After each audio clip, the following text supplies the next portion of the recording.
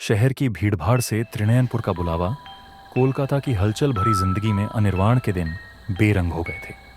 वह एक फ्रीलांस लेखक था जिसकी रातें कहानियां लिखने में बीतती थीं। लेकिन हाल ही में उसे ऐसा लगने लगा था कि उसकी प्रेरणा कहीं खो गई है। दिन भर लैपटॉप की स्क्रीन पर नजरें गड़ाए रखना, कैफे की हलचल और दोस्तों की बातें, इन सब के बावजूद उसके दिल में खालीपन था। एक शाम अचानक दरवाजे पर दस्तक हुई। डाकिया एक पुराना लिफाफा लेकर खड़ा था। उसने कहा, जरूरी चिट्ठी है, साइन करना होगा। अनिर्वाण ने चिट्ठी खोली और चौंक गया। यह उसके पिता रुद्र प्रसाद की लिखी हुई थी, जिनका 5 साल पहले निधन हो चुका था। चिट्ठी का संदेश छोटा था, लेकिन उसमें एक गहरा रहस्य छिपा था। अगर कभी खुद को खोया हुआ महसूस करो तो त्रिनयनपुर लौट आना। जमींदार हवेली तुम्हारे इंतजार में है, तुम्हारी जड़ें वहीं हैं। चिट्ठी पढ़ते ही अनिर्वाण सोच में पड़ गया। अपने पिता से जुड़ी जमींदारी संपत्ति के बारे में उसने सुना तो था, लेकिन वह इतने सालों तक खाली क्यों पड़ी रही? उसका दोस्त तपन, जो हमेशा मजाक करने का मौका ढूंढता था, मुस्कुराते हुए बोला, तू वहां सच में जाने का सोच रहा है? पता है, ऐसी हवेलियों में भूत प्रेत की कहानियां छुपी रहती हैं। अनिर्वाण हंसते हुए जवाब देता है, तूने सिर्फ फिल्मों की कहानियां देखी हैं। असलियत में ऐसा कुछ नहीं होता, लेकिन मुझे जाना होगा। यह चिट्ठी सिर्फ एक बुलावा नहीं है, बल्कि मेरी पहचान से जुड़ी है। अगले दिन सुबह अनिर्वाण ने कोलकाता से त्रिनयनपुर के लिए ट्रेन पकड़ी। उसके साथ था एक छोटा सा बैग जिसमें कुछ कपड़े, डायरी और अपने पिता की चिट्ठी थी। जब ट्रेन शहर से बाहर निकली और ग्रामीण इलाकों में पहुंची तो खिड़की से बाहर की हरियाली उसे बेहद सुकून देने लगी। धान के खेत, दूर के पहाड़ और छोटे छोटे झरने, ये सब उसके भीतर दबी हुई एक अनजानी भावना को जगा रहे थे। ट्रेन में बैठे कुछ ग्रामीण उसे अजीब नजरों से देख रहे थे। उनमें से एक बुजुर्ग ने पास बैठते हुए पूछा, तुम जमींदार हवेली जा रहे हो? अनिर्वाण ने सिर हिलाते हुए कहा, हाँ। बुजुर्ग ने गहरी सांस लेकर कहा, सावधान रहना, वो जगह अच्छी नहीं है, वहां अंधेरे की ताकतें रहती हैं। अनिर्वाण ने उत्सुक होकर पूछा, आप ऐसा क्यों कह रहे हैं? लेकिन उस बुजुर्ग ने कोई जवाब नहीं दिया, बस खिड़की से बाहर देखने लगा। स्टेशन छोटा और पुराना था। प्लेटफॉर्म पर कुछ गिने चुने लोग थे जो अनिर्वाण को अजीब सी नजरों से देख रहे थे। स्टेशन के बाहर एक संकरी कच्ची सड़क गांव की ओर जाती थी। स्टेशन मास्टर ने अनिर्वाण को पहचानते हुए पूछा, क्या आप जमींदार साहब के बेटे हैं? मास्टर ने कुछ पल रुककर कहा, आपके पिता ने हमें बहुत पहले छोड़ दिया, लेकिन हवेली का अभिशाप अब भी बरकरार है, वहां संभल कर रहना। शाम का सूरज ढल रहा था और अनिर्वाण कच्ची सड़क पर चलते चलते हवेली की ओर बढ़ रहा था। दूर से ही हवेली की विशाल परछाई दिखने लगी। यह एक भव्य इमारत थी, लेकिन इसके हर कोने पर वक्त और बर्बादी के निशान साफ झलक रहे थे। हवेली के सामने एक पुराना बरगद का पेड़ खड़ा था। इसकी जड़ें इतनी फैल चुकी थीं कि जमीन को अपनी गिरफ्त में ले लिया था। हवेली का मुख्य दरवाजा खुला था। अंदर कदम रखते ही अनिर्वाण को ऐसा लगा जैसे वह समय में कहीं पीछे लौट आया हो। फर्श पर धूल जमी हुई थी। दीवारों पर टंगी पुरानी तस्वीरें, जिनमें जमींदार परिवार के लोग थे, उसे ऐसे देख रहे थे जैसे उसकी हर हरकत पर नजर रख रहे हों। हवेली के अंदर एक बुजुर्ग व्यक्ति खड़ा था। उसकी सूरत कठोर और आंखें गहरी थीं। उसने खुद को रामदीन बताया। मैं इस हवेली का देखभाल करता हूं, तुम्हारे पिता के समय से यहां हूं। अनिर्वाण ने पूछा, हवेली इतनी सुनसान क्यों है? यहां कोई रहता क्यों नहीं? रामदीन ने थोड़ा झिझकते हुए कहा, यह हवेली श्रापित है, जो यहाँ आता है वो बच नहीं पाता। अनिर्वाण ने उत्सुकता से पूछा, ऐसा क्यों? यहाँ क्या हुआ था? रामदीन ने कहा, तुम्हारे पिता रुद्र प्रसाद तांत्रिक थे। उन्होंने कुछ ऐसा किया था जो कभी नहीं करना चाहिए था। उसी के कारण यह हवेली श्रापित हो गई। रात को अनिर्वाण अपने लिए तय किए गए एक कमरे में सोने गया। कमरा बड़ा था, लेकिन दीवारों पर दरारें थीं और मकड़ी के जालों ने इसे और भयानक बना दिया था। आधी रात को अचानक उसकी नींद खुल गई। उसने गलियारे में किसी के कदमों की आवाज़ सुनी। दरवाजा खोलकर उसने बाहर झांका। गलियारे के आखिरी छोर पर एक परछाई खड़ी थी। कुछ ही पलों में वह गायब हो गई। अनिर्वाण को महसूस हुआ कि इस हवेली में कुछ तो ऐसा है जो सामान्य नहीं है। जमींदार बाड़ी के सामने खड़ा विशाल बरगद का पेड़ रात के अंधेरे में और भी भयावह लग रहा था। उसकी जड़ें जमीन पर इस तरह फैली हुई थीं जैसे वह किसी को पकड़ने के लिए जीवित हो। अनिर्बान ने सोने की कोशिश की, लेकिन उसका ध्यान बार बार उस बरगद के पेड़ की ओर जा रहा था। आधी रात को खिड़की के बाहर से फुसफुसाने की अजीब आवाजें आने लगीं। ऐसा लग रहा था जैसे कोई उसका नाम पुकार रहा हो। वह डरते डरते खिड़की के पास गया और बाहर झांका। उसने देखा कि बरगद के पेड़ की जड़ें धीरे धीरे हिल रही थीं। उसे ऐसा महसूस हुआ कि पेड़ उसे अपनी ओर बुला रहा है। घबराकर उसने खिड़की बंद कर दी और बिस्तर पर लेट गया, लेकिन उसकी आंखों से नींद कोसों दूर थी।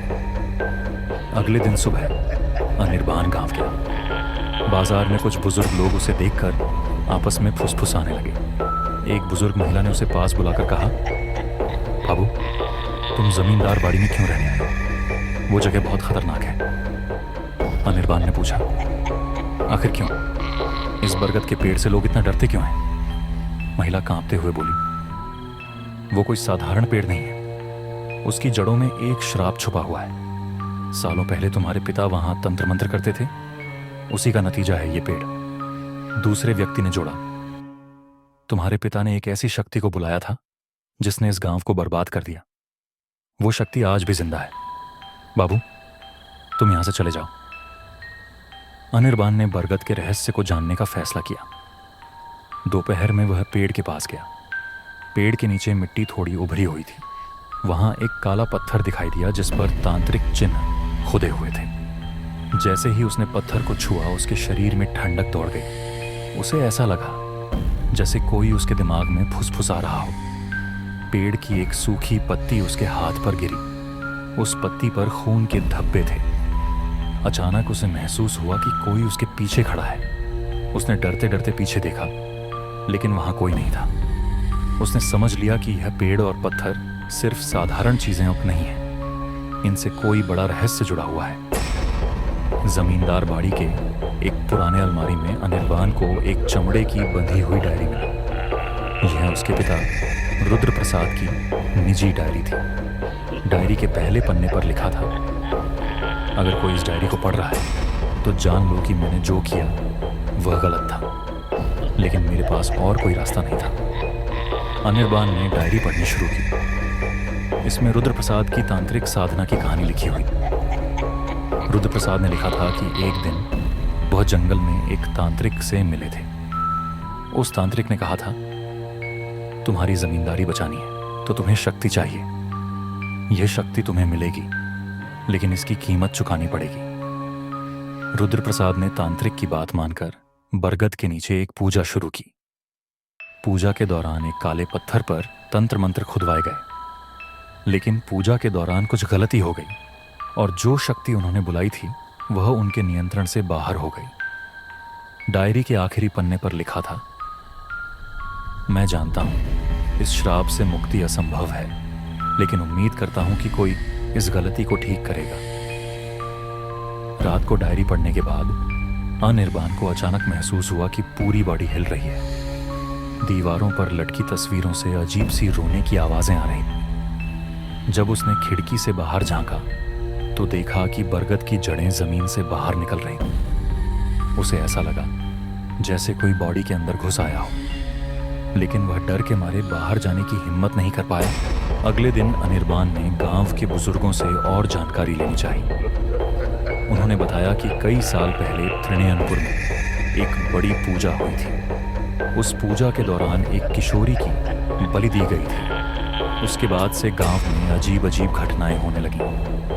रात में लोग गायब हो जाते थे। जमींदार बाड़ी से रोने की आवाजें सुनाई देती। बुजुर्ग हरिदास काका ने कहा, वो पूजा हमारे गांव के लिए श्राप बन गई।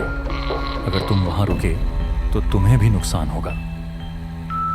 अनिर्बान समझ गया कि उसके पिता की डायरी और गांव की कहानियां किसी बड़े रहस्य से जुड़ी हुई हैं। उसने फैसला किया कि वह इस श्राप का सच जानकर इसे खत्म करेगा।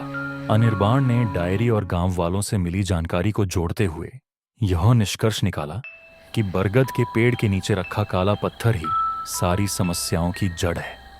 उसे लगा कि पत्थर के नीचे कुछ ऐसा छिपा है जो इन घटनाओं का कारण बन रहा है। रात के समय जब सब सो रहे थे, टॉर्च लेकर अनिर्बाण बरगद के पेड़ की ओर बढ़ा। पेड़ के चारों ओर घना कोहरा छाया हुआ था। हवा में सड़ी हुई पत्तियों और खून की गंध महसूस हो रही थी। अनिर्बाण ने पत्थर के चारों ओर खुदाई शुरू की। हर बार फावड़ा जमीन पर पड़ने के साथ पेड़ की शाखाएं और जड़ें जैसे कांपने लगी। ऐसा लग रहा था कि पेड़ उसे रोकना चाहता है। घंटों की खुदाई के बाद उसे एक पुराना डिब्बा मिला जिस पर तांत्रिक चिन्ह बने हुए थे।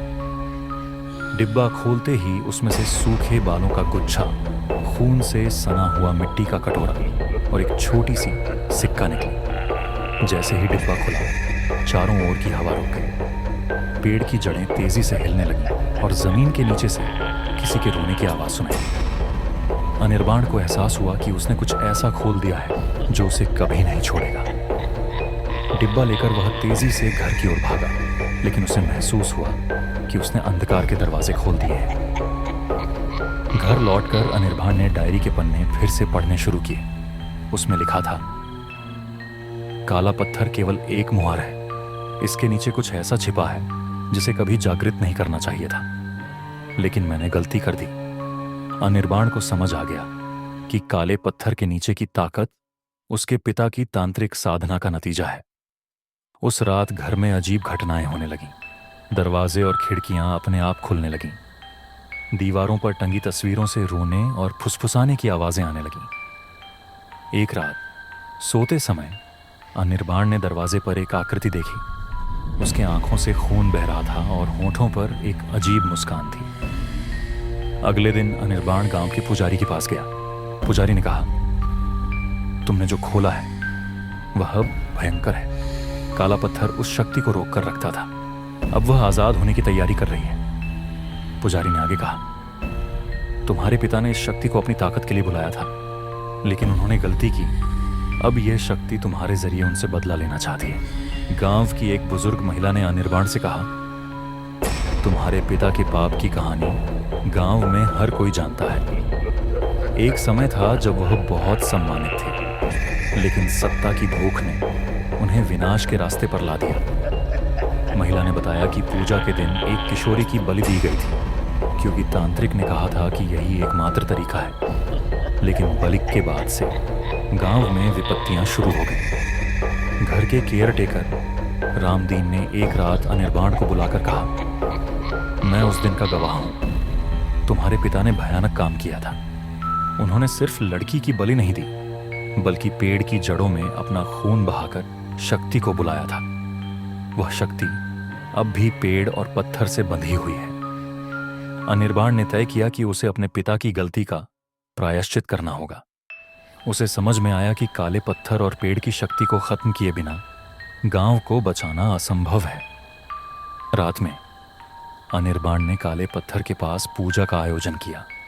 उसे महसूस हो रहा था कि कोई उसे पीछे से धक्का दे रहा है। अचानक पेड़ की जड़ें घर के अंदर तक घुस गईं। काले डिब्बे से एक छाया निकलकर सामने आई। उसकी आंखें नरक की आग की तरह जल रही। छाया अनिर्बाण की ओर बढ़ी। हवाओं की तेज गड़गड़ाहट, दरवाजों की आवाजें और रोने की आवाजों ने घर को हिला दिया। अनिर्बाण ने पुजारी द्वारा दिया गया मंत्र पढ़ना शुरू किया। मंत्रोच्चार के साथ काला पत्थर टूटने लगा, लेकिन छाया तेजी से अनिर्बाण की ओर बढ़ रही थी।